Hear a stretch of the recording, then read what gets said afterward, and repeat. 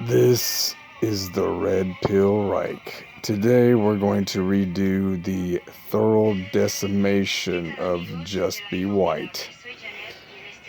The different racial groups evolved in different ecological and environmental niches in various geographical locations around the world. The craniofacial morphology that anthropologists call Negroid evolved in sub-Saharan Africa for thousands of years. The most prominent features of the Negroid skull would be it is called bradycephalic, which means it's short and broad. It has prognathism, that is where the jaw sticks forward. It is protruding away from the face. They have rectangular orbits, which means the eye sockets are more rectangular shaped. They're generally spaced a little bit further apart than in other racial groups. The nasal opening is wider because they have plitharine noses, which is flat and broad. Whereas Caucasoid European type skulls are more dolocephalic. That means it's wider and narrower. Narrower and longer skulls. They don't have prognathism. They have what is called sloping orbits. The eye sockets tend to slope down on the sides, on both of the corners. And their nasal opening is narrower, and they have a nasal steeple that points down. This is because they have elongated leportine noses, which is longer and narrower. This is an adaptation to cold, dry environments to help warm and humidify the air that they breathe, to not shock the lungs in a cold, dry environment. Blacks don't need that because they evolved in a hot and humid environment, so there's no need to warm and humidify the air when it already is that way. So this is another example of a very beneficial trait for a specific environmental niche and geographical location. And something like the nose requires many different genes to form that. It's not something as simple as a color of a skin that's just one mutation that can fluctuate, or the eye color or something like that. The construct of the nose is you've got the cartilage, you got the bone, you got the skin. That is multiple, things involved, different genes involved at different loci in the different, chromosomes that have to form that nose.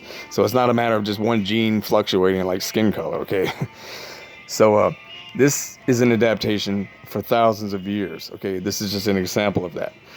Now, these features that evolved, once they become swamped in the population, they become fixed in the population, everybody shares that gene. Therefore, there's a biological mechanism there for that to be selected. And it's not just something that's found pretty and has no reason other than it being pretty. These things evolved, and not always. Some things could have not had much of a benefit, and it was just sexually selected. But again, once it is fixed in the population, that's going to be sexually selected because it's the genetic similarity, kin selection, group selection, inclusive fitness. All these things start to come into play. It's like a sort of mating. Those that share the features that you have are going to be selected. That's genetic similarity theory. Now, so if a white man in modern times goes into a African village somewhere, they might find blue eyes aesthetically pleasing. But there's a difference between finding something aesthetically pleasing and being sexually, physically attracted to it. We can find flowers aesthetically pleasing, but you're not trying to have sex with it. If you are, you got some serious motherfucking issues, okay?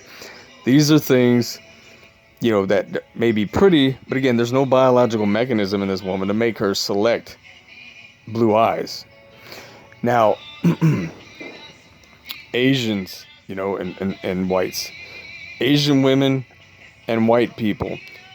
If you were to say something like, an Asian woman might prefer a white man over a black or an Australian Aborigine man, well, that would have a little bit of truth to it because we are closer in genetic distance to Asians than either one of us are to blacks or Australian Aborigines. So in that sense, we have more genetic similarity with each other than we do to these other races. So an Asian woman might decide to pick a white man over these other groups, but that doesn't mean she's going to pick us over her own men. That's fucking stupid. It doesn't work like that. And there's nothing, this has been established, firmly established in evolutionary biology long ago, okay?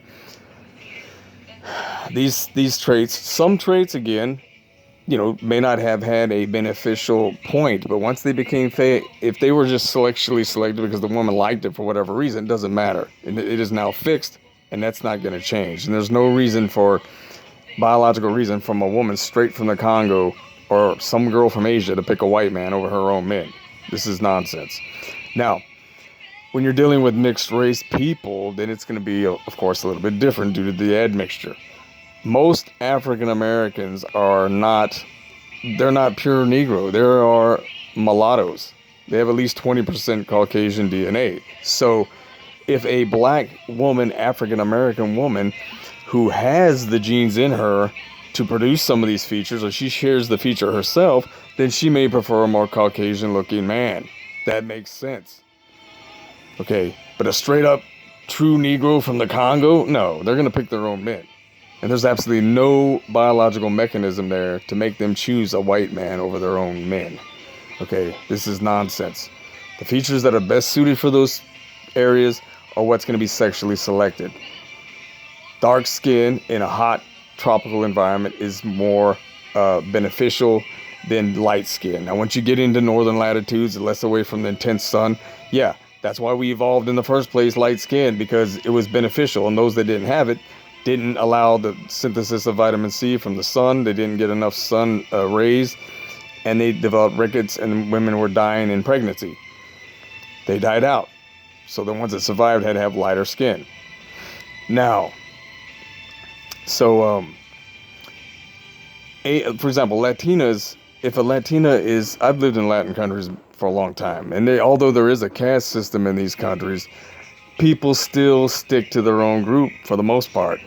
And me as an Anglo-gringo, I get no special treatment here in the Latin world, okay? A Latin white guy will get special treatment from the ones that are from the particular country. But the people tend to stick to their own racial group even still. The Afro-Latinas tend to stick with blacks. The Cholas, or the more like indigenous looking women, stick with the indigenous dudes, and the white Latinas stick with the white men. It's not this, they all want to be with the white guy. No, that's nonsense. Even with all the propaganda pushing that white's better, they still stick for the most part to their own groups, okay? So, there's absolutely, and it's the same thing with the Hapas. Okay, Asian women, of course, if she's part white herself, her father was white or her mom was white, well, then obviously she has these genes in her, so it makes sense that she might find a white dude.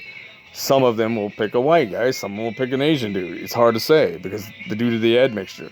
But the true Asian women, no, they're going to pick their own man, and there's absolutely no reason for these women to choose a man that's not their race.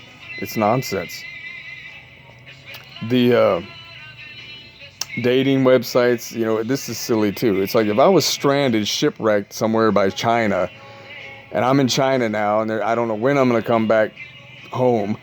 Well, eventually I'm going to be talking to some Asian girls, and maybe, whatever their version of Tinder is over there, I'm going to be swiping through the pictures, and I'm going to be, seeing nothing but Asian faces. So eventually I'll be sending some messages to these girls, liking some of them. And one day I happen, after several weeks of this, I come upon a white girl. So I send her one message, and we end up going out and meeting. Now, anybody collecting the data on this, they're going to say, well, this guy swiped on thousands of Asian girls and sent hundreds of messages to Asian women and only one white girl. That must mean he likes Asian women. No. That doesn't tell you who I actually went out with. It's the same thing with these Asians here in America. Yeah, the Asian girls are swiping on guys and talking to guys because it's mostly white dudes. But who did they actually hook up? Well, that one Asian guy they might have sent one message to. You can't go by that. And if there happened to be some white girls in Asia, this is another thing, but they were just fat fucking land whales, well, I'm not going to be like, I got to take one for the team and stick to my motherfucking white women. No, I'm going to pick the cute little petite Asian bitch that's better looking. Now, if there's some hot Asian, that doesn't mean I prefer them over my fucking white women. It's just there's nothing else. If there was a hot white girl, well, yeah, I'll choose her.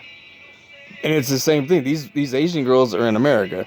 If the only Asian men available, Asians only make up 5% of the population in the USA. So if the only guys available are their brothers and their cousins or some goofball that she wouldn't be attracted to back in her home country, well, then yeah, she'll probably date a white guy. But that's not because she prefers white guys. There's nothing else. But if you go to the Chinatowns, they tend to stick to their own race. But anybody looking at the data of her swiping, they're going to say, oh, she swiped on only white guys, and she's sending so many messages to white dudes. And she only sent one message to this Asian guy. That means she must prefer white guys. No. That doesn't tell you shit. So this is nonsense. You can't use this data to say who they're actually hooking up with. Anyway, there's more things I could talk about, but this has already gone over 10 minutes, so until next time, ciao.